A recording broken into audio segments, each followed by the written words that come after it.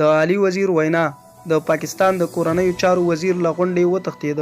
د پښتون ژغورنې غورځنګ مخکښ مشر او د پاکستان د قومي اسمبلۍ غړی علي وزیر چې له زندانه د راخلاصېدو وروسته تېره ورځ په قومي اسمبلۍ کې خپله وینا کوله.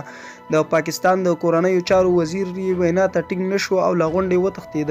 علي وزیر په خپله وینا کې وویل چې دروغ نه وایي، که یې دروغ وویل په همدې ساعت به له قومي اسمبلۍ استعفا اعلان کړي. هغه وویل چې د پاکستان پوځ دې د پښتنو په سیمو کې چې څومره عملیات ترسره کړي دي په هغې کې دې د 50 وژل شویو ترهګرو نومونه دلته اعلان کړي. زما به هغه ورځ په پارلمان کې وروستۍ ورځ وي. هغه همداراز زیاته کړه چې د پاکستان پوځ ټول عملیات د ولس پر ضد دي او په ځانګړې توګه د پښتنو پر ضد ترسره کړي دي. هغه وویل چې پاکستان په بیا دا منلې ده چې ترهګر دوی جوړ کړي دي. روزنځایونه یې ټول د دوی په لاس کې دي او دوی یې ساتنه کوي.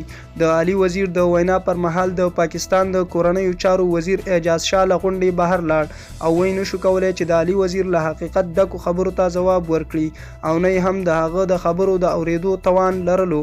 همداراز محسن داول چې له زندانه راخلاصېدو وروسته یې په قومي اسمبلۍ کې وینا کوله، ویل یې چې ریاست خلک وژني او بیرته هماغه خلکو پر ضد قضیې هم ثبت کړي دي او هغوی محکمې ته وړاندې کړي دي. نو بیا هغه خلک د دغه ریاست خپل نه ګڼي.